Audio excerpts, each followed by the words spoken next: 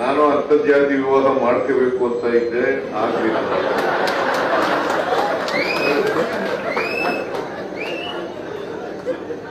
ಹುಡುಗಿನೇ ಒಪ್ಪಿಲ್ಲ ಆಗದ.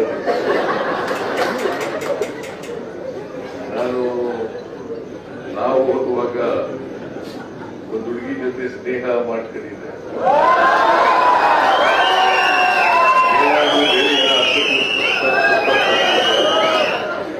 ಸ್ನೇಹ ಇತ್ತು, ಮದುವೆ ಮಾಡ್ಕೋಬೇಕು ಅಂತ ಅನ್ಕೊಂಡಿದ್ದೆ. ಆದ್ರೆ ಹುಡುಗಿ ಮನೆಯವರು ಒಪ್ಪಿಲ್ಲ, ಹುಡುಗಿನೂ ಒಪ್ಪಿಲ್ಲ, ನಾನು ಮದುವೆ ಆಗ.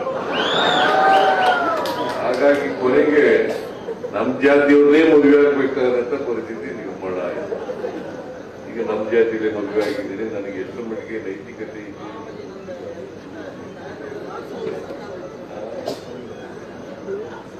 ನನ್ನ ಸಂಪೂರ್ಣ ಬೆಂಬಲ ಅಂತರ್ಜಾತಿ ಮದುವೆಗಳಿಗೆ ಇದೆ. ಜೊತೆಗೆ ಅದಕ್ಕೆ ಬೇಕಾದಂತ ಎಲ್ಲ ಸಹಕಾರವನ್ನು ಕೂಡ ಕೊಡ್ತೇವೆ. ಜೊತೆಗೆ ನಮ್ಮ ಸರ್ಕಾರ ಅಂತರ್ಜಾತಿ ಮದುವೆಯಾದವರಿಗೆ ಎಲ್ಲ ರೀತಿಯ ಸಹಾಯವನ್ನ, ಸಹಕಾರವನ್ನ ಕೊಡ್ತೇವೆ ಅಂತಕ್ಕಂಥ ಮಾತುಗಳನ್ನ ಹೇಳಲಿಕ್ಕೆ